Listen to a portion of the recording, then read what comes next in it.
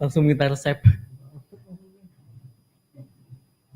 Punya usut belum makan siang apa ya dia? Udah itu udah aman.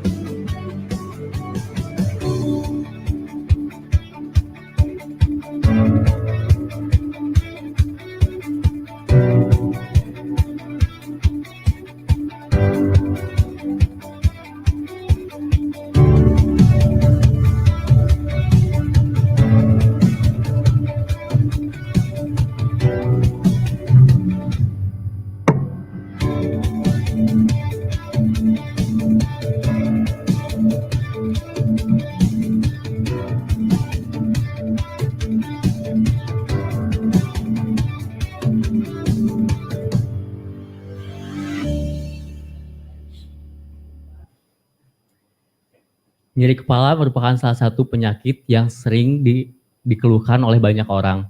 Namun, tahukah teman-teman sekalian maksud saya, nyeri kepala bisa disebabkan oleh banyak faktor. Dan bahkan hal tersebut merupakan gejala sebuah penyakit yang parah.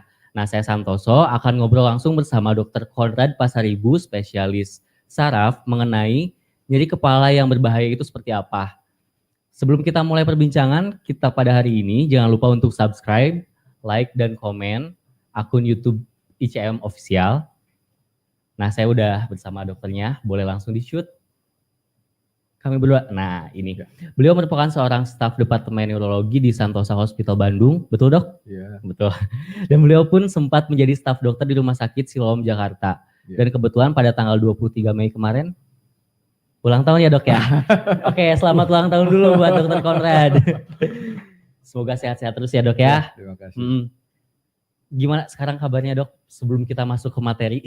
Kabarnya sehat-sehat saja. Oke. Sejak bulan 3 walaupun ada corona di Indonesia sampai saat ini semoga tetap sehat. Kalau misalkan dari kegiatan dokter ada yang berbeda nggak selama pandemi beberapa bulan? Selama pandemi ini kita tetap bekerja. Tetap di rumah sakit praktek ya? Waktu bekerjanya agak dikurangin. Iya.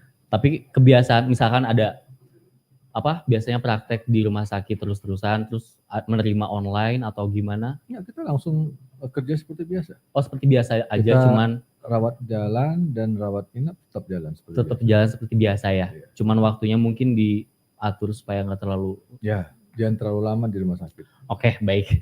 Dok, sekarang kan kita mau ngebahas tentang nyeri kepala. Yang tadi sebelumnya kita udah ngobrol banyak juga. Nah, beberapa orang sering, termasuk saya juga sih, nggak tahu nih, saya itu sakit kepala atau cuman pusing aja. Atau misalkan nyeri kepala saya ini apakah berbahaya atau biasa aja. Nah, itu gimana dok? Oke. Jadi kita mulai dari itu dulu ya. Mulai dari definisi dulu kali ya. Betul. Jadi tadi Santoso bertanya tadi tentang nyeri dan pusing. Iya. Nah, itu nyeri dan pusing itu dua hal yang berbeda.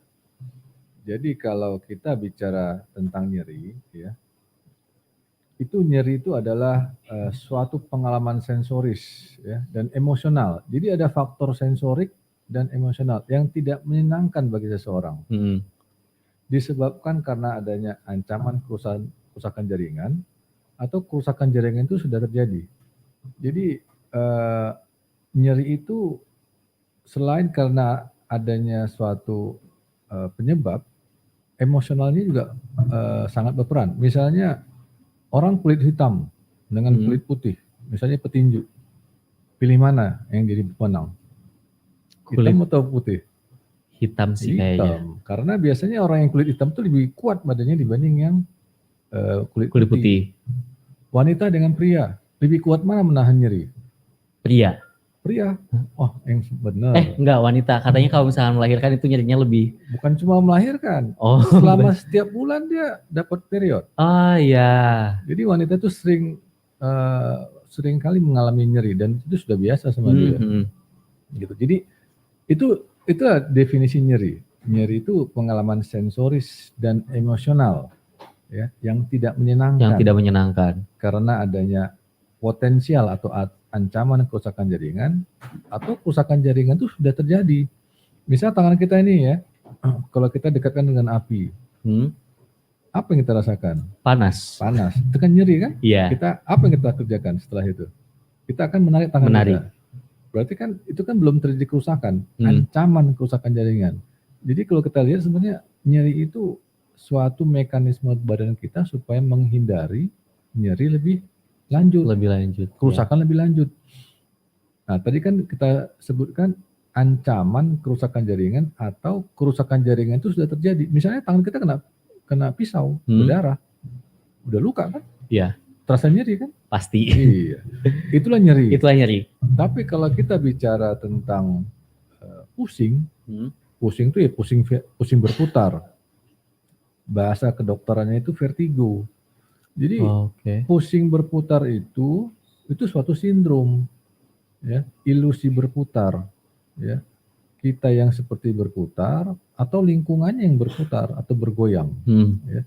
Jadi kalau kita bicara tentang pusing itu bisa disebabkan karena gangguannya perifer atau sentral. Perifer itu jadi reseptor-reseptor yang mengurus pusing itu mulai dari mata, telinga, telapak kaki.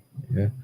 Kalau di perifer paling banyak itu di telinga. Misalnya ada infeksi telinga, ada kotoran telinga, itu akan membuat nyeri juga, pusing juga. Itu masih tipe perifer. Atau misalnya yang paling sering tipe dari pusing itu adalah benign positional paroxysmal vertigo. Jadi orang itu disuruh melakukan gerakan tertentu dan dia akan muncul rasa keliengan pusing berputar. Kalau dia hebat bisa berputar, mual muntah dan keringat dingin. Itulah dia berputar. Itu tadi tipe perifer. Tapi kalau pusingnya tipe sentral itu yang hati-hati. Biasanya rasa pusing itu tidak hebat, tapi ada gejala tambahan. Misalnya apa? Bicaranya cadel. Kita lihat, matanya kok jadi juling ya. Terus wajahnya kok jadi mencong. Dan kok lemah satu sisi. Wah, ternyata dia kena stroke. Jadi dua hal yang berbeda tuh. Nyeri dan pusing. Cuma ada juga istilah migrain vertigo. Jadi pada satu kejadian itu, sebelum muncul migrainnya, ada vertigonya dulu, ada pusingnya dulu. Gitu. Ya. Baik. Terus dok, kalau misalkan si nyeri, ini kan tadi yang sebelumnya kita bahas, ada yang berbahaya, ada yang enggak. Terus ada yang, ada urutannya nggak sih dok? Maksudnya ada nyeri yang ini cuma didiemin atau diistirahatin bakalan sembuh sendiri, atau ada beberapa nyeri kepala yang kalau misalkan dibiarin nanti akan semakin parah, yang kayak gitu ada nggak? Jadi tadi kita bicara tentang nyeri. Nyeri itu kan bisa di mana-mana ya, bisa nyeri di gigi, nyeri di kaki, nyeri di kepala. Nah, kita sekarang bicara nyeri kepala. Ya. Nyeri kepala itu ya nyeri mulai dari atas orbita ini di mata sampai ke belakang. Ya. Nyeri wajah ya nyeri dari sekitar bawah mata ini sampai ke bawah. Oke. Nah, sebelum kita bicara tentang nyeri kepala itu, kita harus tahu dulu struktur di kepala itu ada yang peka dengan nyeri, ada yang tidak peka dengan nyeri. Ya. Yang peka nyeri di dalam kepala, yang pasti adalah pembuluh darah dan saraf. Pembuluh darah itu bisa arteri, bisa vena. Itu adalah struktur di dalam kepala, di dalam otak yang sifatnya peka dengan nyeri. Artinya peka nyeri, kalau kita lakukan gerangsang di situ pasti nyerinya hebat sekali. Ya. Selain pembuluh darah ya pastinya ada sarafnya sendiri. Saraf di otak itu peka nyeri.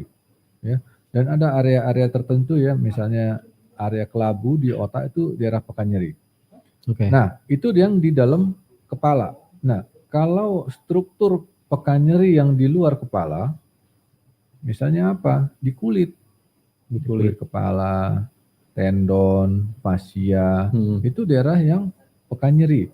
Terus telinga, gigi, ya, ada rongga mata, itu daerah-daerah yang pekan nyeri, ya. Nah ini kita tampilkan di sini. Oke. Oh itu udah bisa langsung dilihat juga ya Ya, struktur pekan nyeri di pemirsa luar bisa kepala. melihat, ya, struktur pekan nyeri yang di luar kepala, ya. Terus ada struktur di kepala yang tidak peka dengan nyeri. Yang tidak peka nyeri itu ternyata Yang tidak merasakan nyeri itu. ya tidak nyeri kalau dia dirangsang, Oke. yaitu tulang kepalanya sendiri, tulang tengkoraknya, ya, otaknya sendiri, otak itu tidak peka nyeri, ya, dan ada sebagian lapisan otak yang di daerah konveksitas namanya, itu yang tidak peka nyeri. Oke.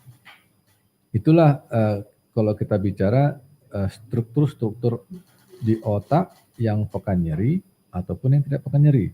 Nah, sekarang kita lebih lanjut lagi, kita akan bicarakan nyeri kepala yang biasa dan nyeri kepala yang tidak Berbahaya. biasa atau yang berbahaya. Nah, nyeri kepala itu sendiri ada yang primer, ada yang sekunder. Ya, nyeri kepala primer itu apa? Nyeri kepala yang paling banyak dijumpain pada manusia itu adalah nyeri kepala tension. Kemudian migrain. Iya. Baru ada yang disebut dengan cluster headache. Ya. Kita di sini sih nggak bicarakan itu, tapi saya hanya mengulas sedikit-sedikit. Ya, tension itu paling sering karena emosional, mungkin dia kurang tidur, kurang istirahat. Ya. Terus kalau migrain itu ada sifat genetiknya. Ya. Kalau dia tension headache, nyeri kepala itu seperti melingkari kepala, tegang. Nyeri kepala melingkari kepala sampai ke leher. Kalau dia migrain, nyeri kepalanya sebelah kepala. Ya. Itu yang primer. Ada juga nyeri kepala yang sekunder. Ya, misalnya apa? Ya, dia seseorang itu nyeri setelah makan makanan yang banyak vetsin. Iya. Kan sekarang lagi sering apa namanya istilahnya anak micin. Anak micin. Ya. Yang cimol dimicinin banyak-banyak. Di sini banyak anak micin ya? Iya, di sini kebetulan kaum itu ada micinnya juga dong. Ada micin di kebetulan sini. Ada yang dibungkus dari Garut. Gitu. Kalau jadi itu bisa ada micin gak enak rasanya. Iya, kurang nikmat. Ada yang orang tuh nyeri karena misalnya makan makanan yang dingin, es krim, atau dia misalnya minum alkohol yang banyak, ya konsumsi berlebih, ya atau ya anak zaman sekarang pemakaian narkoba itu bisa bikin nyeri kepala. Nyeri kepala bahkan membuat perdarahan di otak. Perdarahan di kepala juga ya. Itu ada nyeri kepala yang biasa, tadi yang primer dan yang sekunder. Nah, kalau kita bicara tentang nyeri kepala yang berbahaya, ya, ada beberapa tahapannya juga mungkin ya yang kita rasain. Tunjukin kalau tension seperti apa, ya nyeri kepala itu melingkari kepalanya. Kalau cluster dia biasanya pada satu sisi di sekitar satu mata. Oh, di sekitar mata itu cluster. Kalau migrain itu satu sisi, sebelah kiri atau sebelah kanan. Seluruh kepala ya itu kalau digambar. Kalau seluruh kepala itu tension. Enggak, maksudnya keseluruhannya itu. Iya, satu ini. Itu satu sisi. Migrain, oke. Kalau tension dia mengelilingi kepalanya. Kalau Baik. cluster dia banyak kan mengelilingi satu daerah mata. Kalau dia misalnya karena sinusitis, ya area muka berarti ya. Di wajah, di sekitar mata, ya, di situ dia. Itu masih nyeri kepala yang biasa. Nah, kita sekarang bicara tentang tanda-tanda bahaya pada nyeri kepala. Yang sekunder berarti ya? Ya, tanda-tanda bahaya. Kita kan tadi bicaranya judulnya kan nyeri kepala yang berbahaya. Kapan kita sebut nyeri kepala itu berbahaya? Misalnya ada gejala sistemik, misalnya panas, berat badannya turun, ya. Atau adanya faktor risiko sekunder, misalnya pada HIV. Jadi kalau pasien nyeri kepala, ada panas, berat badan turun, ya, udah kurus, ya. Terus kita lihat banyak tatonya nih, waduh ini jangan-jangan ada apa ini, kita cek, wah HIV. Panas sendiri itu ya panas badan aja, sebenarnya itu bisa membuat nyeri kepala. Ya.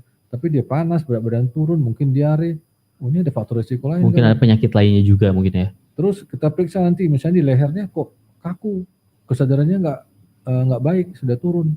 Wah, ini kan udah mulai bahaya kan? Terus kita cek, ternyata ada kelemahan satu sisi, ya, wajahnya mencong, tidak sadar, lemah satu sisi, atau lumpuh satu sisi, ya. Itu sudah menunjukkan nyeri kepala yang bahaya. Onset itu berarti awalnya itu cepat atau lambat, ya. Nah, misalnya juga pada usia di atas 50 tahun, misalnya dia tiba-tiba nyeri kepala, ya. Padahal sebelumnya tidak pernah nyeri kepala, itu harus hati-hati kita pikirkan, ya. Atau dia pernah riwayat nyeri kepala sebelumnya dan makin hari makin berat, dan saat ini ada nyeri kepala yang sangat hebat dan gejala klinisnya jelas. Oke. Jadi pada dasarnya kalau nyeri kepala ditambah dengan gangguan saraf itu kita bagi aja vokal atau global. Vokal itu berarti fokus, global itu biasanya kita hubungkan dengan kesadaran. Ya. Nyeri kepala dengan gangguan kesadaran itu kan bahaya, bukannya biasa. Iya. Nyeri kepala dengan mulut mencong, lemah, bicara cadel, bicara sengau, atau mungkin dia ada kejang, itu udah bahaya. Nah, nyeri kepala yang bahaya ini penyebabnya juga macam-macam, ya. Bisa tumor, Bisa jadi tumor otak berarti. Bisa infeksi otak seperti meningitis. Oke. Ya. Misalnya juga karena ya dia mungkin trauma kepala, perdarahan di otak. Atau karena tadi infeksi otak, atau ada abses di kepalanya. Atau rongga otaknya membesar karena misalnya karena meningitis TBC. Itu semua adalah jenis-jenis nyeri kepala yang bahaya. Tapi pada hari ini saya lebih tekankan nyeri kepala yang disebabkan karena adanya gangguan pada pembuluh darah. Gangguan pada pembuluh darah. Jadi pembuluh darahnya itu tidak normal. Ya. Pembuluh darah tidak normal, dia gampang pecah. Ya. Paling sering sih karena AVM atau juga disebut arteri venous malformasi, ya. Atau satu lagi aneurisma. Saat ini kita akan bicara tentang aneurisma. Ya. Jadi kalau kita bicara tentang aneurisma, ya, aneurisma itu sendiri apa? Nah, aneurisma itu adalah suatu pelebaran, ada yang mengatakan pelebaran, menggelembung, ya, dari dinding pembuluh darah. Ya. Kita bicara saat ini aneurisma di otak. Berarti ya yang terjadi adalah penggelembungan, menggembung atau melebarnya pembuluh darah yang di otak. Ya. Jadi dia menggembung, kenapa dia menggembung? Karena dinding pembuluh darahnya tidak normal. Ya. Jadi kan di dalam satu pembuluh darah itu kan tekanannya sama. Kalau satu segmen pembuluh darahnya itu tidak kuat dindingnya, pasti akan nonjol dong. Nonjol, dan pada akhirnya akan menggembung seperti ini. Nah, ditunjukin slide-nya. Bisa ditunjukin. Nah, ini dia. Ini sebenarnya pembuluh darah ini. Tapi ini adalah area yang menggembung. Kenapa dia menggembung? Kita lihat dindingnya ini kan tebal. Dinding yang di sana, ya, ini mungkin kelihatan di situ ya. Ini tebal. Tapi yang seperti bola ini, seperti kantung ini, dindingnya tipis. Ya. Karena dia tipis, akhirnya menggembung. Bukan karena menggembung makanya tipis. Tipis dulu dia. Di daerah pembuluh darahnya tidak normal. Akhirnya harusnya itu lurus kuat, gitu ya? Ya, harusnya kan lurus. Karena tidak normal, akhirnya dia menggembung seperti ini. Suatu saat di mana tekanannya tinggi, jadi kan aliran darah itu kan akan masuk ke sini, ke dalam kantung dari atau sek dari aneurisma ini. Di sini tekanan itu tinggi dan di sini turbulens, muter aliran darahnya, muter dan tinggi. Suatu saat pembuluh darahnya yang menggembung ini semakin besar, dan semakin tipis karena dia makin membesar, bisa pecah. Akhirnya dia tidak kuat menahan tekanan dan dari pecah. Akibatnya? Akibatnya Kita adalah- teruskan oh, lagi. baik. Gitu. Kalau dia pecah, dia akan masuk ke dalam lapisan otak. Ya, di otak itu tidak ada pembuluh darah. Ya, yang ada adalah otak, ya, dan ada cairan otak. Darah itu adanya di pembuluh darah di otak, bukan di otak, di pembuluh darah otak. Tapi karena pembuluh darah otaknya pecah, darahnya masuk ke otak atau masuk ke lapisan otak. Namanya pada aneurisma yang pecah disebut perdarahan subarachnoid. Jadi tadi pembuluh darah di otak tadi itu dia banyaknya di daerah bawah atau basal dari otak dan itu dekat dengan rongga subarachnoid ini. Karena dia pecah masuk ke rongga ini akhirnya terjadilah suatu perdarahan subarachnoid. Ya. Jadi kalau perdarahan subarachnoid ini, ya, ini gambarnya kita lihat, coba kita cari ya. Nah ini bisa ditampilkan nggak ya di monitor? Itu udah tampil sebenarnya. Nah ini kan kalau kita lihat,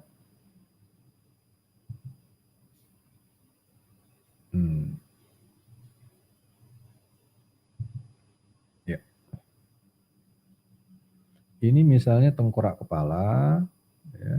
Terus ini otaknya, ya. Ini ada pembuluh darah yang pecah, ya. Bisa kelihatan kali ya. Ya. Dan kemudian dia pecah, dia masuk ke rongga subarachnoid. Nah inilah subarachnoid yang mengelilingi otak ini. Jadi begitu pecah, ya, dia akan masuk ke sini, ya, dan dia akan menekan keseluruhan dari otak itu, sehingga pada orang yang pembuluh darah otaknya pecah karena aneurisma, nyeri kepalanya sangat-sangat hebat. Biasanya dia akan nyeri kepala hebat, kemudian dia mungkin pingsan atau kejang. Pada saat itu kan dia sudah merata, darahnya masuk ke rongganya, setelah itu dia bangun lagi. Bangun lagi. Orang pikir dia baik-baik saja. Misalnya pasien itu datang, awalnya mungkin kejadian di rumah. Dia nyeri kepala hebat, terus pingsan atau kejang, oleh keluarganya dibawa ke rumah sakit. Di rumah sakit dalam waktu 10 menit, 15 menit, bangun lagi sadar. Terus dicek, kayaknya biasa-biasa aja. Normal biasa gitu aja. ya, seperti biasa. Wah ini udah bagus nih, kata dokternya kan, suruh pulang. Nah pada saat itulah bahaya yang terjadi. Karena apa? Ancaman kerusakannya, ancaman kematiannya sangat tinggi. Oke. Mungkin banyak yang belum tahu juga ya dok ya. Ya, banyak yang belum tahu. Tapi ada tanda-tanda khusus nggak sih dok kalau misalkan itu selain yang tadi ya, maksudnya pusing terus sampai pingsan terus kembali normal lagi, ada tanda-tanda khusus yang oh ini emang parah gitu ya, buat teman-teman yang masih menyaksikan dan mungkin sering merasakan sakit tapi gimana gitu. Ya. Jadi biasanya jadi gini ya, orang kalau sejak kecil dia nyeri kepala itu biasa. Misalnya sampai 20 tahun. Ya misalnya usia 15 tahun dia sudah nyeri kepala, itu biasa-biasa aja. Dan tadi kan sudah saya bahas, nyeri kepala yang paling banyak tipenya itu adalah tension. Semua orang pasti pernah kena tension. Ya, kalau dia usia 15 tahun tension itu biasa-biasa aja. Tapi kalau dia pernah tidak ada nyeri kepala sebelumnya, tapi tiba-tiba usia 30 tahunan, tidak ada angin, tidak ada hujan, tidak ada benturan, dia mulai nyeri kepala. Makin hari makin hebat. Terus tadi itu nyeri kepala yang hebat sekali, pingsan, kejang, terus bangun lagi. Itu harus dicari penyebabnya. Oh, harus dicek lagi kenapa dia bisa bangun kayak gitu. Pengecekannya itu gimana dok? Nah, kita kan sebagai dokter kita periksakan mulai dari klinisnya dulu ya. Yang pasti kalau dia datang ke UGD misalnya, kita harus cek. Kita kalau ada yang nganter kita cek anamnesisnya, kita tanya apa itu terjadi, berapa lama kejadiannya, apa yang terjadi, ada kejang nggak atau tadi muntah nggak gitu. Terus pasti kita akan cek tanda vitalnya mulai tekanan darah, nadi, suhu, pola nafas, saturasi oksigennya, kita cek labnya. kita cek klinisnya. Matanya membesar sebelah, atau gerak matanya itu nggak bener, atau lehernya kaku. Dicek berikutnya ternyata ada lemah satu sisi. Kalau sudah ada lemah satu sisi, ada muntah, ada ngompol misalnya. Wah, ini kan tanda-tanda yang bahaya. Tanda-tandanya itu berarti ya. Dari yang situ tadi kita sebagai dokter sudah warning, ini pasti ada sesuatu nih yang nggak beres ini. Kalau itu semua ada, kita cek labnya, rekam jantung, mungkin foto paru, kita teruskan ke CT scan.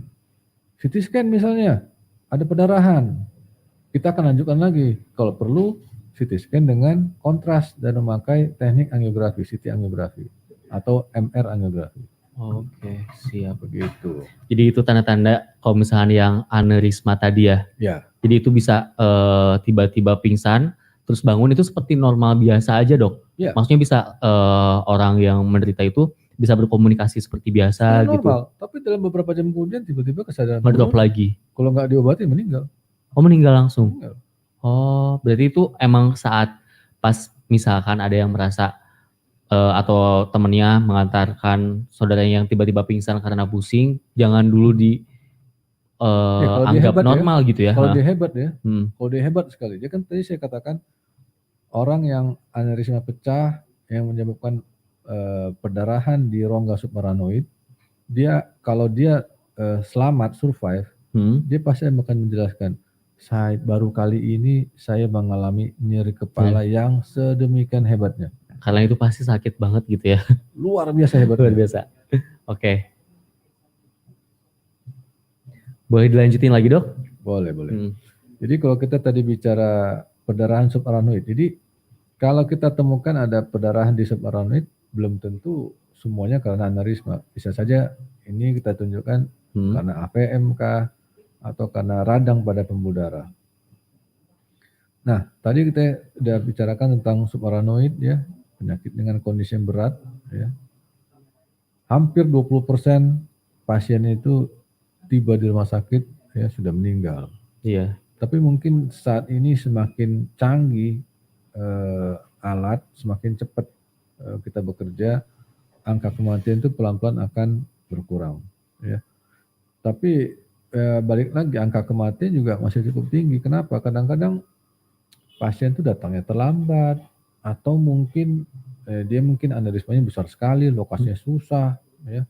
Dan ini kan suatu keadaan yang sifatnya emergensi ya. Butuh biaya besar. Kadang-kadang yang kita hadapi sebagai dokter itu keluarga tidak punya biaya ya. Tidak punya biaya untuk tindakannya. Sekarang kita punya BPJS, tapi BPJS juga tidak semua akan tercover gitu. Itu yang kita alami. Siap dok. Nah, sudah ada yang bertanya belum ya? Oh, kalau pertanyaan di sini udah ada beberapa dok. Saya coba bacain salah satunya. Boleh dari ini ada yang mengucapkan selamat ulang tahun dok. Dari Putih Giovanni. Selamat siang dokter Konrad Pasar Ibu. Saya siap ikuti talk show dokter. Selamat ulang tahun dok. Sehat terus, penuh bahagia. Saya pasien dokter atas nama Putih katanya. Salam buat dokter. Terima kasih. Iya terima kasih katanya. Salam sehat selalu. Oke, saya ini cari pertanyaan dari Ibu Kiki. Ibu Kiki dari Bandung mau tanya ya. Mau tanya ya dok, kemarin waktu bulan puasa pas bangun sahur tiba-tiba kepala muter sampai gak bisa bangun. Apa itu vertigo dok? Menanggulangi gimana ya dok supaya gak vertigo lagi? Oh ini berarti nyeri kepala yang... Enggak, dia mungkin vertigo. Dia premier rasa mungkin berputar ya? kan? Iya. Dia vertigo. Jadi kalau kita bicara vertigo tadi ya kita harus cari penyebabnya. Ya. Tadi begitu dia bangun, rasa pusing. Iya, pas bangun tidur berarti beliau mungkin belum makan apa-apa. Kalau lagi zaman puasa ya kita bisa kira-kira kita bisa tahu ya, kita analisis ya. Orang pada zaman puasa itu ya, masa puasa bangunnya harus jam 3. Kita nggak tahu dia tidur jam berapa. Oh iya. Bisa saja dia tidurnya kurang. Orang kurang tidur ya dibangunin pasti pusing juga sih. Pasti dia kan jadi kan yang tadi sama dokter sempat bilang ada beberapa pemicu yang membuat Ya, sakit kurang nyeri kepala, kurang istirahat. kurang tidur, kurang Hmm. makan. Ya, Itu mungkin salah satu pemicu. buat Ibu Kiki coba dicek dulu sebelumnya apakah kurang tidurnya atau kurang makannya juga bisa Ya. jadi penyebabnya ya dok ya, atau makan apa sebelumnya gitu. Kalau misalkan emang buat menanggulanginya berarti kalau misalkan emang dari tidurnya emang kurang, tidurlah yang cukup berarti ya gitu. Minimal berarti tidur dewasa itu sekitar 6 sampai 8 jam. 6 sampai 8 jam. Dan itu harus berkualitas itu ya. Ya. Oke, itu berarti tipsnya. Ini ada lagi. Oke, ada salam lagi dari Bapak Joseph Tobing. Terus ini ada yang bertanya lagi dari Farah Anissa. Dok, sudah beberapa hari ini saya sering nyeri kepala, tapi nyerinya berpindah-pindah, terkadang di belakang, lalu di samping kanan. Sekarang saya sedang merasa nyeri di bagian jidat, mohon penjelasannya. Jadi rasa nyeri di kepalanya itu pindah-pindah dok. Itu kemungkinan kayak gimana dok? Ya, jadi tadi kan saya udah jelaskan nyeri kepala itu ada yang tension. Ya, yang tadi yang ada gambarnya itu ya. Kalau nyeri kepala migrain memang sifatnya itu berpindah.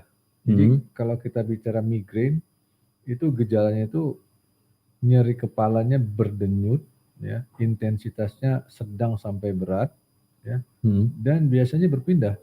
Mungkin kali ini sisi kiri, nanti kanan. sisi kanan, gitu. Tapi kalau misalnya itu sering, gimana dok? Apakah itu ada kemungkinan untuk penyakit yang lebih parahnya atau itu emang cuma premier, cuman emang pindah-pindah aja tempatnya? Ya kalau yang namanya migrain itu begitu, emang pindah-pindah. Emang pindah-pindah. Nah, yang penting harus ditanya itu pencetusnya dia apa? Oh, yang menyebabkan. Tapi kalau misalnya ada yang suka pusing tapi nggak tahu penyebabnya itu gimana cara? Nanti kita akan bantu. Oke. Berarti harus periksa kalau misalnya emang udah mengganggu ya dok ya? Iya. Kan nggak mungkin orang menjadi dokter untuk diri sendiri kan? Benar. Untuk orang lain kan? Iya betul.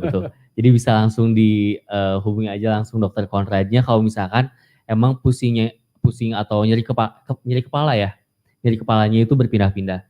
Selanjutnya ada lagi dari Pak Aram, izin dok, terkadang kepala sebelah kiri saya sering sakit, seperti ditusuk-tusuk dan terasa dingin.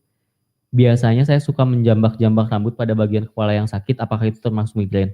Dan apakah, mungkin ini saya tambahin, dan apakah itu menjambak-jambak itu adalah bisa jadi solusi terbaik atau gimana dok? Sebenarnya kan kalau orang merasa dia nyeri, terus dia menarik rambutnya, yang dilakukan sebenarnya itu apa sih? Itu kan seperti memijit kan? Iya. Jadi begitu ditarik, kulit dia merasa enak. Berarti kan sebenarnya tension, tegang itu rasanya. Jadi harus kita cek juga. Jadi nyeri kepala, tadi yang saya terbanyak adalah tension headache, nyeri kepala tipe tegang, terus migrain, ada cluster. Ada juga sering saya dapatkan sebenarnya, cuma jarang disebut-sebut, nyeri leher atau cervical headache. Ya, jadi membedakannya nyeri kepala tipe tegang dengan nyeri leher yang dirujuk ke kepala. Biasanya kalau nyeri kepala tegang itu dia seluruh kepala sakitnya. Tapi kalau nyeri kepala karena leher, ya, leher itu berarti ada apa di lehernya? Mungkin gangguan ototnya, jointnya, ya. Biasanya nyerinya pada satu sisi. Iya. Dan dia dirujuk ke atas. Jadi sebenarnya pasien ini harus dicek tipenya itu seperti apa. Ya. Seringkali yang saya dapatkan, apa yang dikeluhkan pasien itu dengan yang kita periksa ternyata beda. Jadi beda sih sumbernya, ternyata bukan itu gitu ya. Bisa beda yang gejalanya, bisa beda juga penyakitnya. Oh, ada salah tidur juga katanya. Bisa. Soalnya itu yang nanyanya ada di sini. Boleh? Oke. Emang dia tidur di mana gitu? Kurang tahu tah dok. Tidur di rumah orang gitu. Di rumah orang mungkin salah tidurnya, salah tempat tidurnya, bukan di rumahnya mungkin ya. Nah, ada yang harus dibahas dulu. Mungkin ini ada beberapa pertanyaan yang udah emang masuk tapi bisa menunggu dok. Ya. Bisa di sebelah sana kontrolnya. Oke. Jadi tadi ya kita balik lagi ke aneurisma. Tadi usia terbanyak kalau orang kena aneurisma yang pecah itu paling sering usia-usia 40-an ya. Rentangnya itu dari usia 35 sampai 50-an. Dan faktor-faktor yang bisa menyebabkan aneurisma itu muncul. Ya. Jadi zaman dulu itu disebut, wah ini aneurisma ini ternyata bawaan lahir, kongenital, didapat. Ya. Ada benernya ada enggaknya. Tapi ternyata faktor-faktor lingkungan itu lebih banyak pengaruhnya. Misalnya apa? Misalnya darah tinggi, terus dia perokok, terus minum alkohol yang berlebihan. Ya. 3 faktor utama ini ternyata yang penyebab utama terjadinya aneurisma.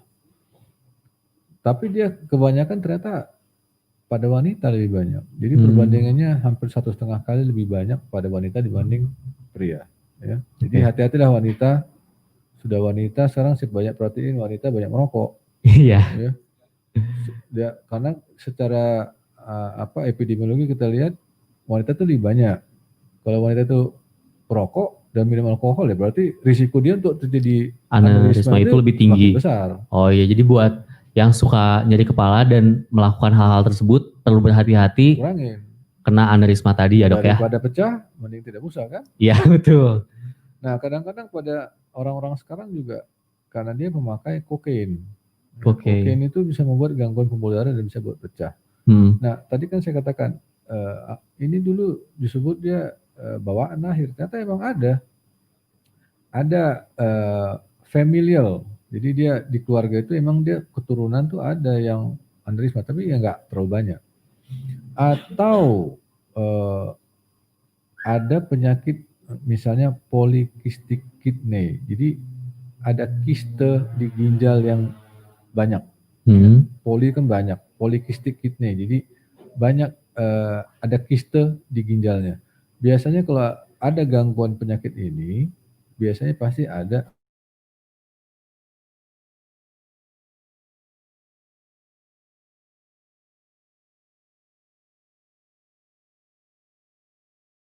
tempat lain. Jadi kalau kita bicara aneurisma itu bukan hanya di otak. Bukan di kepala saja. Tapi karena saya ahli saraf, saya bicara di otak. Oh iya. Bisa di mana-mana.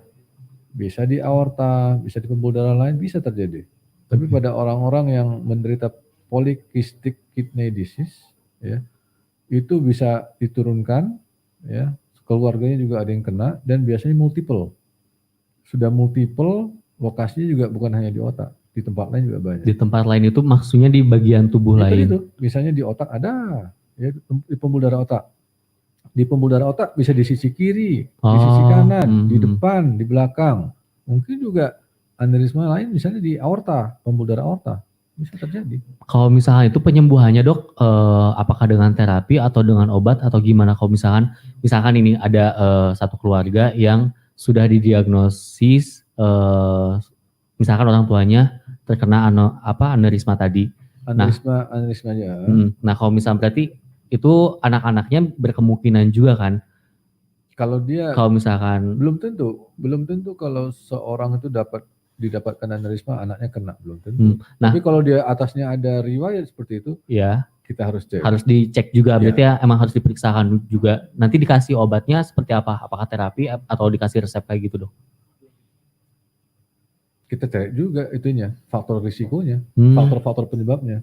Jadi kan tadi misalnya ada aneurisma nih. Iya. Kita cari dulu dong. Faktor penyebab dia ada aneurisma itu apa? Kan tadi saya sebut ada 3 yang paling banyak. Perokok, alkohol, darah tinggi. Kalau itu ada kita koreksi dulu. Baru kita cek aneurismanya. Karena aneurisma itu ukurannya macam-macam. Ada yang kecil, ada yang sedang, ada yang besar, dan ada yang giant. Giant itu yang besar. Yang besar. Ukuran giant itu biasanya di atas 2,5 cm. Nanti ada slide yang saya tunjukin. Jadi kalau kecil itu ukurannya 4 sampai 7. Di bawah 4 disebut dia mikro. Mini atau mikro. Mikroaneurisma. Oke, baik, siap. Lanjut lagi mungkin di slide-nya. Oke. Tadi ini gambarnya sudah. Nah, lokasi aneurisma itu paling banyak di ini. Ada yang disebut dengan arteri cerebri anterior ya di bagian depan, Ya. terus posterior komunikan ya, atau di belakang nanti di cerebri media dan di belakang. Kenapa bisa ya, di situ terbanyak ya? Ternyata ini tidak bisa dilepas dari perkembangan otak manusia. Tapi ceritanya panjang nanti, jadi kita nggak usah bahas itu. Dipersingkat. Karena kita akan membahas sebenarnya tentang nyeri. Iya. Kenapa kita bicarakan tentang nyeri kepala yang hebat ini? Karena supaya orang tahu. Seringkali orang itu datang ke kita itu dia tidak tahu dia apa yang terjadi. Atau sungguh kasihan misalnya dia datang sudah dalam keadaan pecah dan sulit untuk diobatin lagi. Ya. Nah, tadi kita sudah bahas tadi orang itu datang misalnya kita yang cek pingsan. pemeriksaan klinis, terus kita lakukan tadi pemeriksaan lab, kita lakukan CT scan, kemudian kita cek foto paru, rekam jantung, ya dan sebagainya. Nah, kalau ada gambaran seperti ini, nah ini khas untuk gambaran subarachnoid. Ini kita lihat seperti tanda bintang. Ya, ini bintang ini. Ya. Ini menunjukkan darah itu masuk ke celah-celah otak itu. Oh. Jadi perdarahannya bukan di otaknya, tapi di rongga, yang menutupin otaknya. Itulah yang disebut dengan perdarahan di rongga subarachnoid. Itu setelah si pembuluhnya pecah itu ya dok ya? Ya. Nah kalau misalnya udah diketahui nih, udah pecah, biasanya yang dilakukan itu apa dok? Nah ini kan tadi udah CT scan. Kalau lihat gambaran ini kita udah tahu, wah ini gambaran subarachnoid. Yeah. Nah kalau ada gambaran subarachnoid seperti ini, kita akan lanjut lagi ke pemeriksaan lebih lanjut, misalnya dengan CT angiografi, ya, atau dengan angiografi cerebral. Nah, ini misalnya, ya, kita lihat di sini. Yang mana sih masalahnya? Ini masalahnya. Ya, ini yang disebut dengan aneurisma. Ini pasien saya. Yang benjolan itu ya? Ya, kan tadi kan kita katakan yang disebut dengan aneurisma itu adalah menggembungnya, menonjolnya atau melebarnya satu segmen dari pembuluh darah. Ini pembuluh darah kecil yang di kepala. Kecil tapi berpengaruhnya. Ini bagian ya, dari ini bagian dari arteri yang di depan namanya cerebri anterior. Ya. Ini dia. Jadi setelah CT scan, mungkin CT angiografi atau magnetic resonance angiografi, yang pemeriksaan yang paling gold standardnya adalah DSA, Digital Subtract Angiography. Ya. Kenapa dilakukan ini? Ya. Atau kita bicarakan gini, kenapa harus DSA atau CT angiografi? Tadi kan kalau CT scan dia melihat otaknya, ya, melihat perdarahan di otak. Ya. Kalau CT angiografi, CT scan dengan kontras. Ya. Pada saat dimasukkan kontras, kontras itu masuk kemana? Masuk lewat pembuluh darah vena. Ya, pembuluh darah vena. Jadi kontras itu muter dulu, masuk vena, masuk ke jantung dulu, baru dari jantung baru masuk ke otak. Jadi butuh waktu lama. Dan kalau dilakukan CT angiografi, ya, dia itu bentuknya tidak dalam bentuk video, jadi tidak real time, dia statis, hanya foto saja yang kelihatan. Betul. Nah, kalau dilakukan digital subtract angiografi atau DSA ini, ya, ini teknik invasif dan ini yang saya lakukan. Ya. Ini kita memasukkan kateter dari pangkal paha, ya, dari pangkal paha kita masukkan, ya, sampai ke leher. Sampai ke leher. Kateternya dengan bantuan kateter wire. Itu alat. Kateter itu selang. Selang. Masuknya dari paha. Pernah lihat selang infus? Ya. Tapi itu kan besar kan? Besar. Nah ini diameternya kurang lebih sepertiganya. Oh jadi lebih kecil gitu ya? Tapi lentur dan panjang. Jadi fungsinya kateter itu apa sih? Fungsinya itu untuk menyampaikan kontras. Media saja dia untuk menyampaikan kontras. Kita pada saat melakukan angiografi atau DSA ini, kita memakai kontras, kita memakai pengencer darah. Fungsinya kontras itu untuk apa? fungsinya kontras itu untuk menunjukkan atau meninggalkan jejak, ya. Karena nanti pasien itu posisinya terlentang, ya. Kemudian ada di ruangan namanya ruangan cath lab, kita memakai alat X-ray, ya. Kemudian direkam, ya. Kita masukkan kontras itu akan meninggalkan jejaknya akan direkam oleh alat X-ray-nya dalam bentuk video. Videonya akan menunjukkan aliran darah di pembuluh darah. Sebenarnya kalau kita masukkan kontras di otak itu kan banyak struktur lain, misalnya tulang, otot, saraf, ya. Pada gambaran DSA ini gambaran-gambaran itu dihilangkan, tulangnya hilang, ototnya hilang, sarafnya hilang. Yang muncul adalah gambaran pembuluh darahnya. Makanya namanya digital subtract angiography. Jadi gambaran itu murni betul hanya pembuluh darah yang muncul. Dan itu video, dan kita lihat jejaknya. Oh, ternyata ada sesuatu, ya. Jadi kita harus belajar dulu ya. Dari CT scan kita bisa tahu lokasinya di mana ya. Canggih ya dok alatnya dok. Ya kita padukan kecanggihan teknologinya dengan kemampuan SDM-nya. Betul. Ya. Jadi oh ya kira-kira di mana? Oh kira-kira di sini. Kita langsung dapat di sini. Nah inilah analismanya. Ya. Ini yang belum pecahnya ya dok ya? Ini sudah pecah. Ini sudah pecah? Ya sudah pecah. Oh tapi masih ada bekas. Oh bekas si pecahannya gitu. Jadi harusnya kalau dia belum pecah, pasti lebih besar dari sini ukurannya. Oh lebih besar dari sini si gelembungnya itu ya? Iya. Oke. Begitu dia pecah kan dia pasti agak kempes. Menciut ya. Ya. Tapi balik lagi pecah begini kan tidak aman.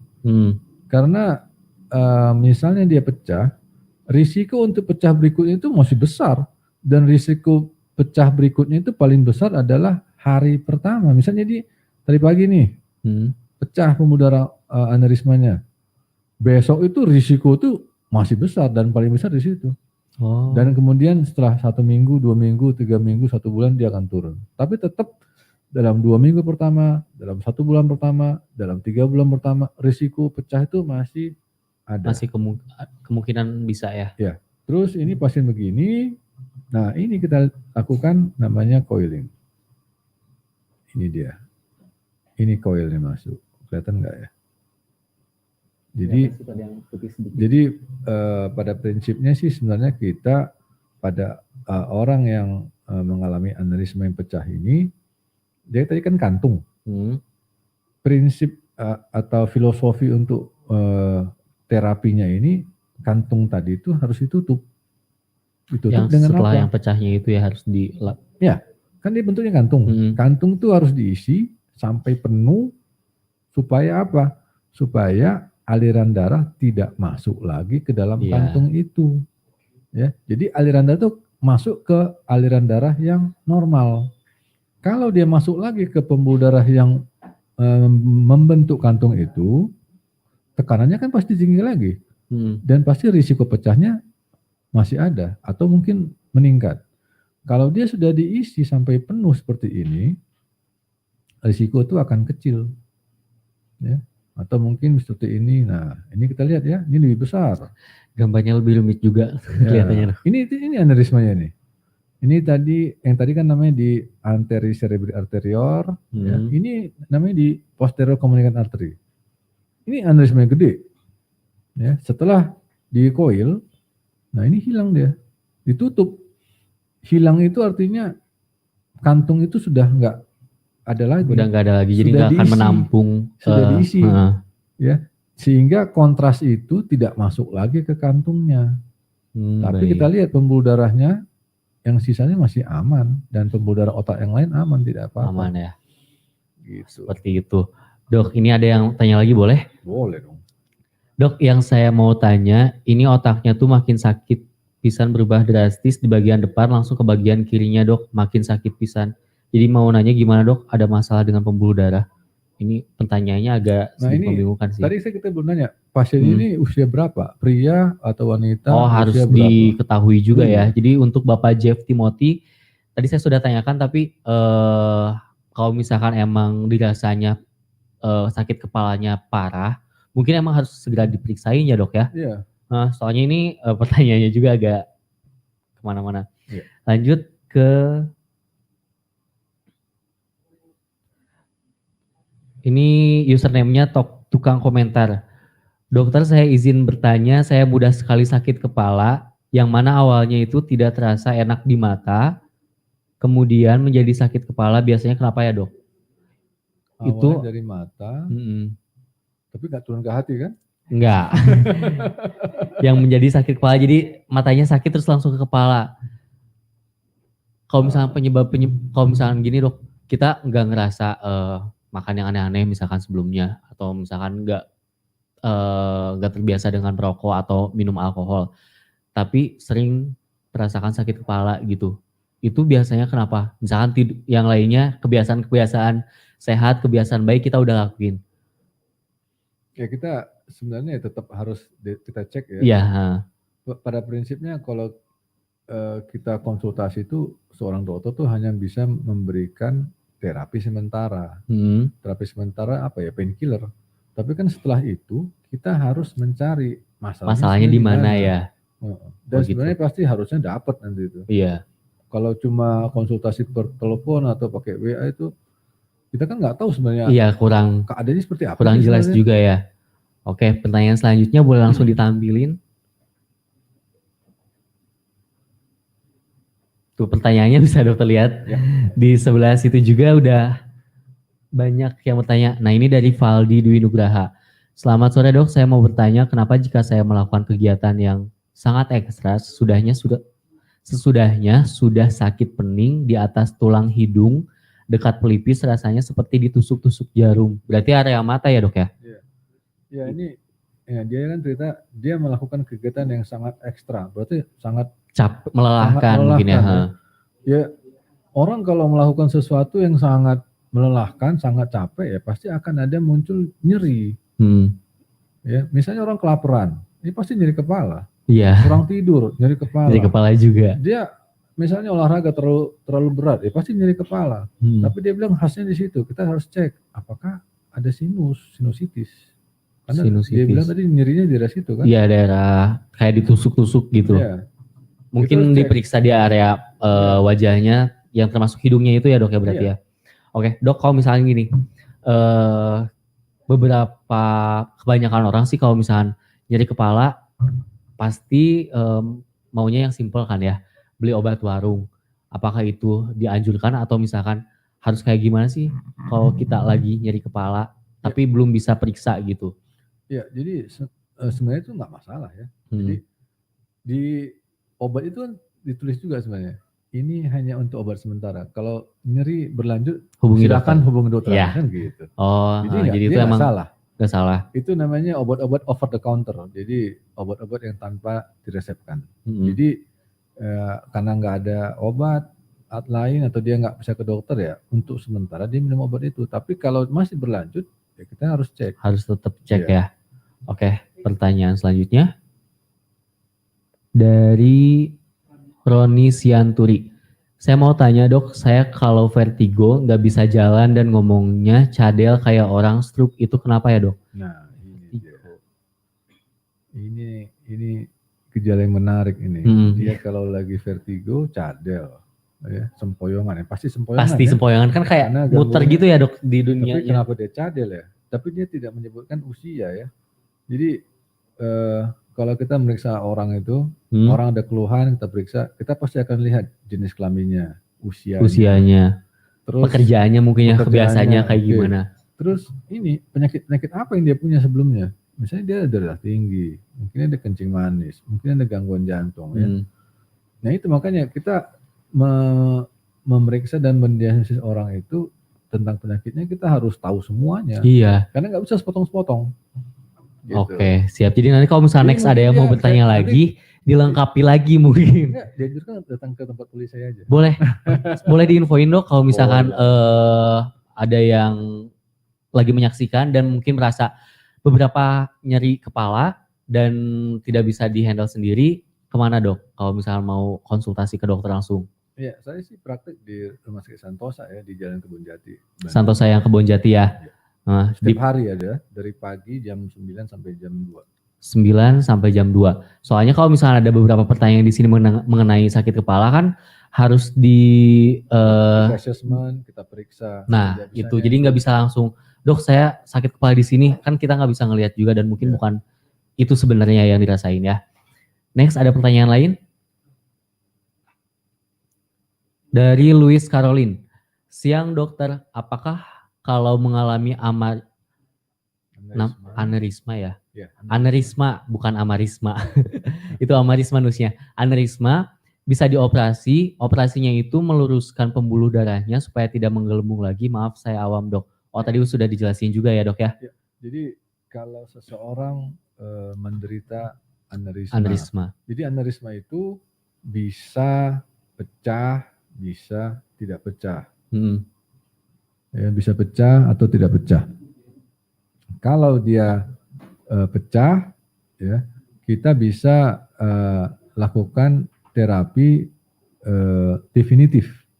Definitif itu artinya terapi untuk menghilangkan penyakitnya. Menghilangkan si anerismanya itu, Ya. si gelembungnya itu. Kalau terapi misalnya, tadi kan nyeri, dikasih anti nyeri itu kan bukan definitif, itu simptomatik, nyerinya dihilangkan. Tapi ini kan penyakitnya, penyebabnya yang kita hilangkan. Ada dua terapinya, satu operasi, kedua yang tadi saya tunjukkan, ya. Di slide keberapa? Ini. Boleh dicek, ditunjukin lagi. Kalau dia operasi, ya, yang melakukannya adalah bedah saraf. Ya. Apa yang dikerjakan? Dia akan membongkar tulang tengkorak kepalanya.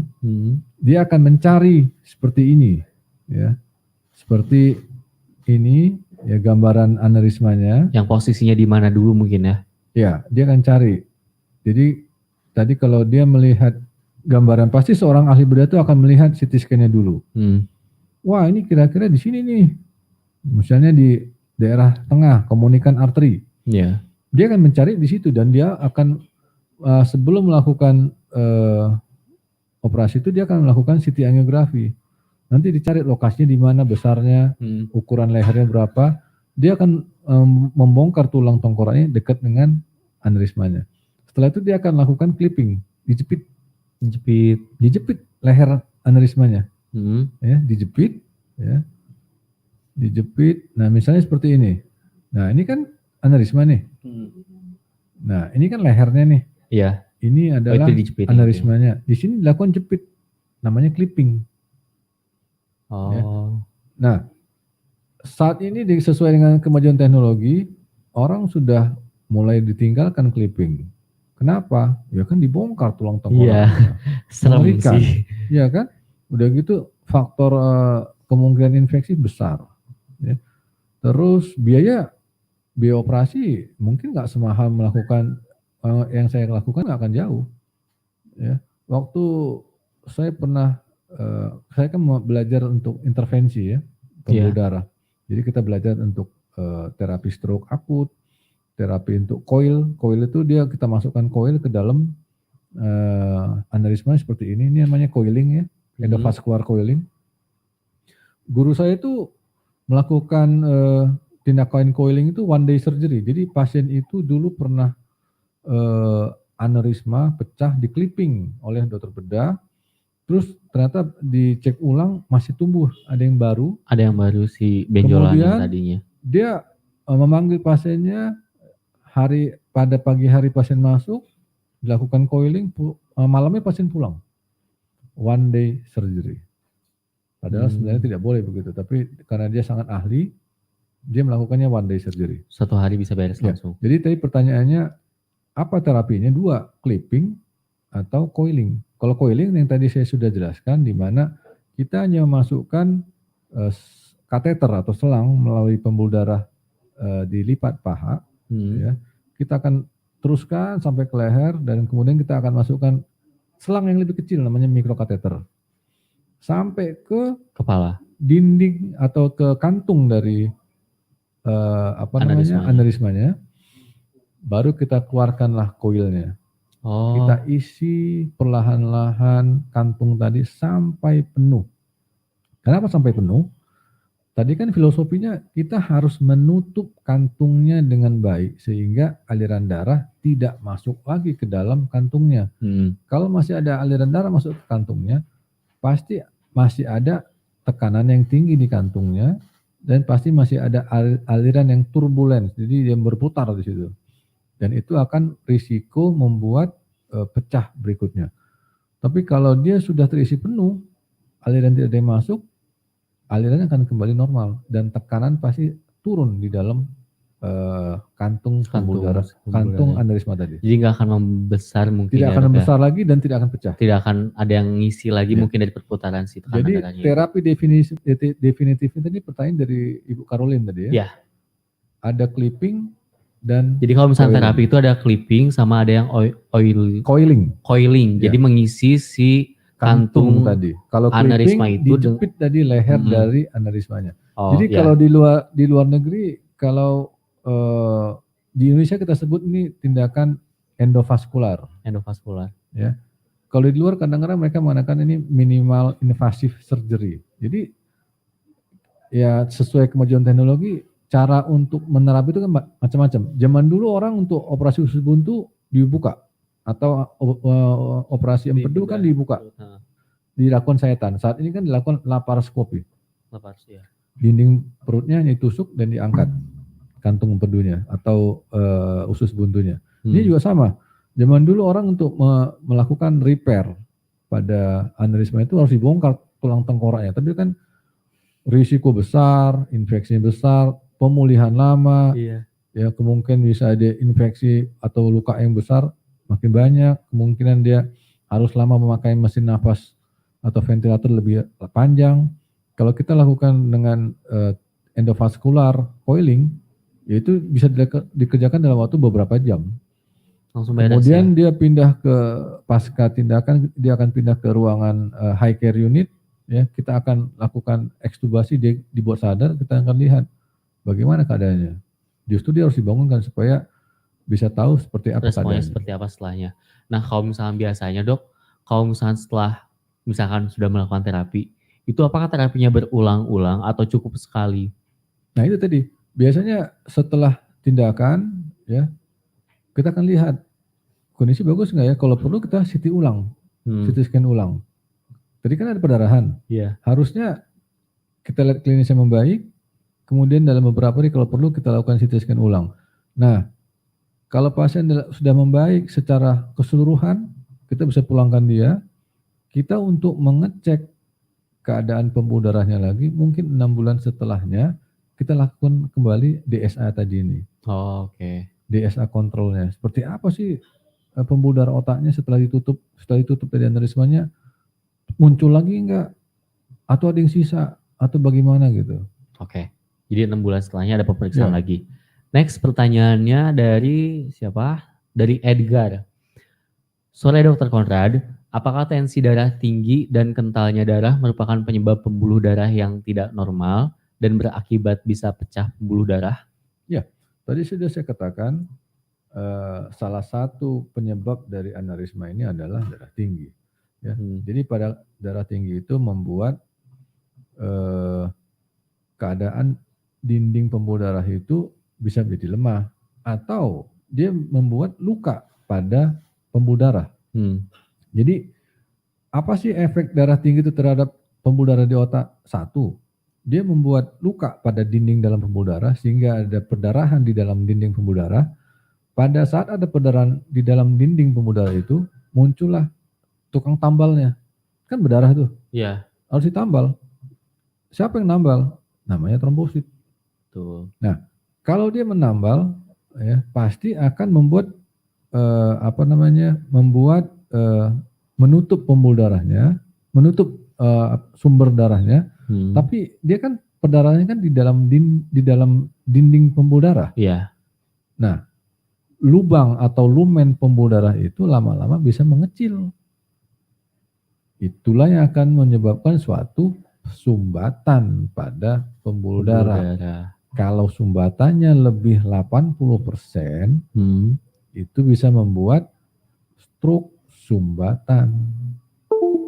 Kalau dia tekanan darahnya sangat tinggi, pembuluh darahnya bisa pecah, bisa terjadi perdarahan di dalam otak. Jadi itulah efek dari darah tinggi terhadap pembuluh darah Pembuluh otak. darah. Bisa membuat stroke tipe sumbatan, bisa membuat stroke tipe perdarahan. Tipe perdarahan ini pun bisa perdarahan di otak, bisa perdarahan disebabkan karena adanya aneurisma yang pecah sehingga muncul perdarahan di subarachnoid tadi. Baik. Cukup jelas ya. Tadi penjelasannya sampai detail tuh. Next, pertanyaan dari Rini Amanasution. Ya. Kalau pada saat menstruasi pada hari pertama dan mengalami sakit kepala, apakah perlu dikhawatirkan ataukah normal? Ya. Jadi kan kalau pada wanita, ini yang saya katakan di awal tadi, Iya, wanita itu rentan. sangat Sakit tahan nyeri, kepala. sudah dapat PMS istilahnya ya, premenstrual syndrome. Ya, bisa juga karena hormonalnya terganggu ya bisa membuat nyeri kepala. Itu kan sudah terjadi dari tahun ke tahun. Kalau terjadi perubahan nyeri kepalanya atau semakin hebat nyeri kepalanya, kita bisa mengecek apakah ada masalah atau tidak. Biasanya sih kalau tidak ada hal-hal yang seperti itu, biasanya sih tidak akan ada masalah. Nggak akan ada masalah. Tapi ya tetap dicek apakah dia ada darah tinggi kah, apakah ada gangguan jantungnya, kita tetap harus cek. Ataukah dia ada gangguan kolesterol atau misalnya gula darah, ya kita harus cek juga. Oke. Siap. Next, pertanyaan selanjutnya dari Eno Farisi. Salam Dr. Konrad, mau tanya seberapa sering batas aman minum semacam Paramex atau menghilangkan sakit kepala? Saya mulai sering sakit kepala di usia akhir 20-an. Terima kasih sebelumnya. Ya. Ini pertanyaan menarik ini. Jadi tadi kan kita langsung sebut merek juga lagi tadi. Iya, Paramex ya. Iya. Nggak boleh sebenarnya. Sebenarnya soalnya kita nggak disponsorin. Jadi nyeri kepala. Nyeri kepala pun ya tadi kan sifatnya organik. Penyebabnya bisa karena tegang, bisa karena kurang tidur, kurang makan, kelaparan, ya, stres tinggi. Bisa juga karena obat-obatan. Tadi kan atau zat-zat yang terlarang misalnya kokain. Nah, obat anti nyeri pun kalau diminum berlebihan itu bisa menyebabkan nyeri kepala. Namanya medical overuse. Ya. Okay. Nah, seperti obat paracetamol. Ya. Paracetamol tuh punya dosis toksik, dosis letal, dosis yang berbahaya. Kita biasanya maksimal dalam sehari itu 4 gram. 4 gram. Kalau lebih dari 4 gram sehari, risiko terjadinya kerusakan hati itu meningkat. Jadi paracetamol itu obat yang aman. Ya, tapi kalau diminum berlebihan itu bahaya juga. Sama kayak minum air. Betul. Ya kan? Apapun yang berlebihan tidak baik ya dok ya. Tapi minum air berlebihan bisa sampai 1 gentong ya mati juga orangnya. Kembung. Nah ini juga begitu. Jadi ada yang namanya medical overuse. Medical overuse. Oke. Batas aman itu 4 gram sehari. 4 gram sehari. Itu untuk hatinya. Buat. Tapi kalau untuk nyerinya, kalau dia minum berlebihan ya, maksimal itu kalau nggak salah sekitar 120 tablet sebulan. Kalau lebih dari situ, ambang nyeri seseorang itu turun. Ya. Kalau ambang nyerinya turun, dikasih rangsang yang kecil, nyerinya akan muncul. Itu jeleknya kalau kita memberikan anti nyeri yang berlebihan. Jadi ya kita harus meminum atau konsumsi obat-obatan itu ya sesuai dosis. Kalau tidak sesuai dosis, bukannya bagus, justru akan berbahaya bagi seseorang. Baik. Pertanyaan selanjutnya atau ada yang mau ditampilkan dok? Saya rasa dari saya sudah. Oh sudah. Baik. Pertanyaan selanjutnya dari Ropandi Ismail. Salam dokter, izin bertanya. Saya kan pasien dokter waktu itu. Salah satu banyak pasien dokter juga ini yang menyaksikan kita. Oh ya, masih banyak dok. Yang baru menyaksikan boleh sebelum dokter menjawab pertanyaannya, boleh langsung di like, subscribe juga akun YouTube kita supaya kalian dapat mendapatkan updatean terus buat informasi-informasi tentang apa yang akan kita sampaikan nantinya. Oke, masuk ke pertanyaan lagi. Salam dokter, izin bertanya, saya kan pasien dokter waktu itu stroke setelah di DSA. Alhamdulillah tangan bisa gerak, tapi ini sekarang tangan berasa berat lagi, dok. Ya, jadi ini kan ceritanya tentang stroke. Stroke tadi kan ada yang sumbat, ada yang pecah. Kalau dia stroke sumbat pasti multifaktor. Multifaktor itu banyak penyebabnya. Paling sering adalah darah tinggi, kemudian kencing manis, kemudian kolesterol tinggi, kemudian misalnya karena ada gangguan jantung. Gangguan jantungnya apa? Misalnya gangguan irama jantung atau gangguan dinding jantung. Ya, semua hal itu akan membuat suatu keadaan di mana pembuluh darahnya akhirnya menyumbat atau menyempit. Dengan menyempit itu aliran darah berkurang. Aliran darah berkurang di otak menyebabkan defisit, bahkan membuat kematian pada jaringan otak. Begitu ada kematian jaringan otak yang bisa kita lihat dengan MRI itu, disitulah kita lihat, wah ini adalah suatu keadaan stroke. Ya.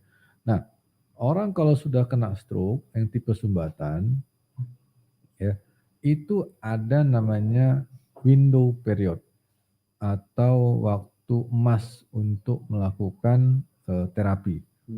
Zaman dulu waktu terapinya itu 3 jam.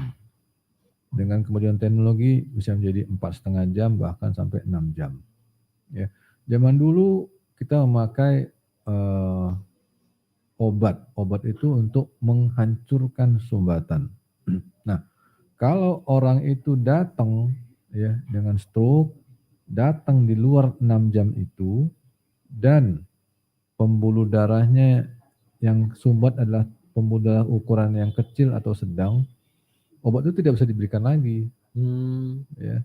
Jadi Bapak ini datangnya itu setelah lewat window period atau masa emas tadi. Jadi pasti hasilnya tidak akan sempurna.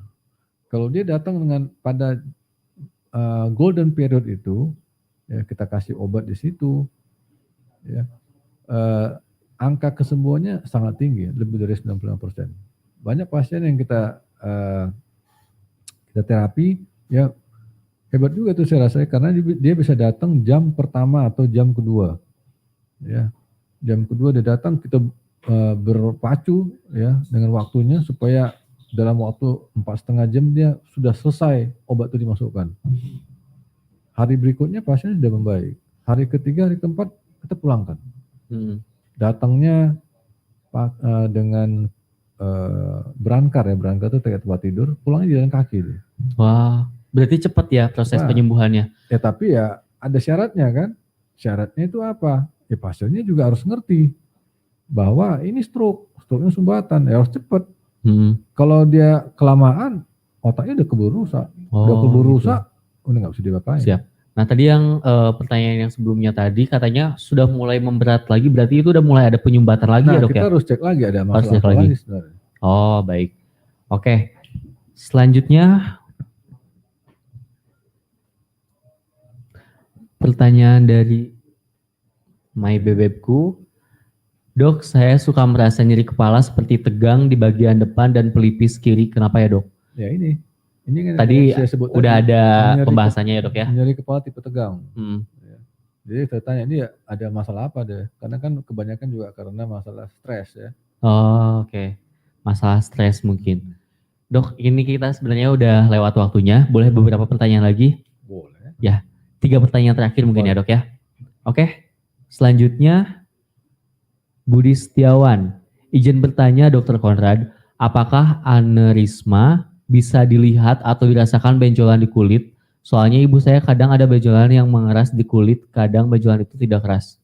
Ya, jadi dari tadi kan saya bicara tentang aneurisma yang di dalam otak. Jadi nggak akan mungkin muncul di kulit ya, serem kalau misalkan muncul di kulit. Soalnya di lapisan tulang berarti ya, di dalam tulangnya. Otak itu kan terdapat di dalam tulang, ya nggak mungkin keraba. Nggak mungkin keraba gitu. Berarti kalau misalnya ada benjolan di daerah kepala itu mungkin bukan aneurisma, mungkin penyakit lainnya dok ya. Kita harus cek apakah gangguannya di kulit. Gitu. Oh gitu, berarti harus dicek itu. belum tentu aneurisma ya dok ya? Iya. Oke, 2 pertanyaan terakhir, boleh di, oke. Ricardo B. Manurung. Terima kasih dokter, mohon izin di-share kapan dan di mana kami bisa konsultasi karena gangguan nyeri kepala dengan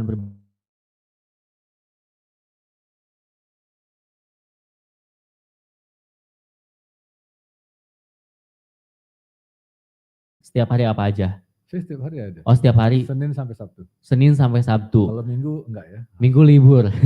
Senin sampai Sabtu jam 9 sampai jam 2. Iya. Oke, kalau misalkan itu langsung registrasi aja seperti biasa ya. Iya. Dokter nggak praktek di mana-mana lagi?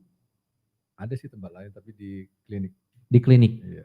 Kalau misalkan di klinik kliniknya Medika Antapani. Saya ada. Di Medika klinik Antapani. Jadi tadi di Medika Antapani di Rumah Sakit Sentosa. Kalau misalkan di Medika Antapani biasanya jam berapa dok? Saya sore di sana. Sore. Setiap hari juga? Enggak, hanya Senin dan Rabu. Nah, kalau misalkan Senin dan Rabu sore hari dari jam? Dari sekitar jam 5:30 sampai jam 5:30. 5:30 sama 7:30. Oke, next pertanyaan yang lain. Oke, disuruh basa-basi katanya dok. Soalnya lagi nyari pertanyaan yang lain. Oke, ada media sosialnya nggak dok? Mungkin teman-teman ingin lebih dekat dengan dokter dan ngobrol gitu? Oh, kita ada. Ada, boleh nanti kita isi juga di bawah ya. Atau di flyernya juga kita sudah mencantumkan juga sosial medianya Dr. Konrad, bisa kalian follow. Sambil nunggu pertanyaan selanjutnya yang lagi dipilih, boleh teman-teman subscribe lagi, like juga, komen, buat ngasih tahu temanya ke depan mau kayak gimana gitu. Terus follow juga Instagram kita di ICM_BDG. Sudah ada pertanyaannya, boleh langsung ditampilkan. Terakhir, boleh ditampilkan? Oke, dari Madeleina Manurung. Izin nanya juga, apa perbedaan antara ensefalitis dan meningitis? Dan apakah simptomnya mirip? Ya. Jadi itu beda ya. Jadi meningitis itu meningenya yang terinfeksi. Jadi ada triasnya. Kalau pada meningitis, triasnya itu dia ada panas, ya, kesadaran turun, ya, mungkin yang kejang. Ya, setelah itu, jadi pasti ada panas, nyeri kepala, turun kesadaran. Kalau dia ensefalitis, biasanya dia ada nyeri kepala, kesadaran turun dan kejang. Ya. Paling sering ya yang pada ensefalitis itu kejang. Terus kita bisa bedakan ensefalitis dan meningitis itu, ya. Kalau ensefalitis itu paling sering penyebabnya adalah virus. Virus yang terbanyak adalah virus herpes simplex, herpes. Kalau kita bicara meningitis, penyebabnya bisa 3.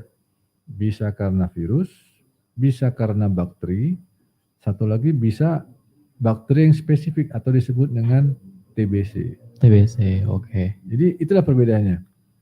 Nah, biasanya ensefalitis itu, ya, dia itu tadi itu ya, panas, penuh kesadaran, kejang. Nah, gejala-gejala itu dia akan muncul, ya. Nanti kalau kita lihat di gambaran MR itu ada area yang bengkak atau udem di daerah temporal biasanya. Kemudian untuk menegakkan diagnosis kita ambil cairan dari punggungnya, cairan otak dari punggungnya, ya kita analisis. Jadi adalah namanya lubal fungsi, kita akan lihat sel. Jadi yang akan dilihat itu adalah jumlah sel, warnanya, jumlah protein, gula liquornya, ya. Biasanya kalau pada ensefalitis virus, selnya itu nggak terlalu tinggi, protein pun nggak terlalu tinggi, ya. Terus kita harus cek nanti serologi dari virusnya sendiri, kita bisa cek imunoglobulin G atau M dari herpes simplex tipe 1 dan tipe 2. Kalau dia meningitis, ya, bisa karena bakteri, bisa karena TBC. Virus itu jarang. Oh, virus jarang, tapi ya, bisa menyebabkan juga meningitis ya. Kalau meningitis bakteri, bisa saja mungkin dari ini telinganya yang infeksi. Oke. Ya, namanya jadi meningitis bakteri atau purulenta karena dia akan jadi pus. Nah, biasanya kalau pada meningitis bakteri itu yang purulenta itu keadaannya berat banget. Berat bangetnya itu seperti, karena dia kalau tidak cepat diobati bisa meninggal. Nah, kita juga lakukan lumbar fungsi, nanti kita akan lihat bahwa jumlah selnya tinggi sekali, terus gulanya turun, ya, dan proteinnya agak naik. Nah, satu lagi meningitis TBC atau meningitis serosa. Jadi kalau meningitis serosa ini kita bisa lihat dia mulainya panas, nyeri kepala. Nah, kalau dia terlambat diobati, dia membuat gejala sisa. Gejala sisanya apa? Bisa membuat kelumpuhan. Ya. Dan biasanya nanti bisa saja berhubungan dengan adanya TBC paru. Jadi kalau pada meningitis TBC ini bisa saja dia meningitis saja yang TBC tanpa ada TBC paru. Bisa juga TBC paru juga ada, meningitis TBC-nya juga ada. Oh, komplikasi. Oke, baik. Sudah cukup jelas lagi tentunya ya. Jadi yang paling membedakannya itu biasanya pada encephalitis dia ada kejangnya. Ada kejangnya. Jadi kalau encephalitis itu ada kejangnya. Kalau misalkan meningitis tadi sudah dijelaskan banyak ada beberapa tipenya juga ya dok ya. Oke teman-teman, mohon maaf sekali tidak bisa semuanya kita jawab pertanyaan-pertanyaannya. Tapi tadi beberapa pertanyaan ada yang sama juga. Jadi mohon dicek aja videonya nanti dari awal sampai akhir. Soalnya nanti kita save dan kita upload juga. Dok, untuk terakhir sebelum penutupan, ada pesan-pesan nggak buat teman-teman yang masih menyaksikan? Apa pesan sebelum penutupan dari Dr. Conrad? Ya, jadi kita harapkan tadi setelah acara ini kita masyarakat itu lebih tahu, lebih aware ya. Apa itu nyeri kepala, bisa membedakan dengan pusing. Nah, kita juga harus tahu bahwa ada gejala-gejala tanda bahaya dari nyeri kepala. Misalnya tadi sudah saya katakan nyeri kepalanya tiba-tiba muncul atau dia berhubungan dengan infeksi sistemik, ada panas, berat badan turun, ya, atau misalnya dia tiba-tiba ada nyeri kepala, gangguan kesadaran, mungkin kelumpuhan atau kelemahan pada satu sisi anggota gerak tubuhnya, itu adalah nyeri kepala yang tidak biasa. Jangan anggap remeh karena itu mungkin bisa membuat gangguan pada ancaman pada keselamatan nyawa kita. Iya.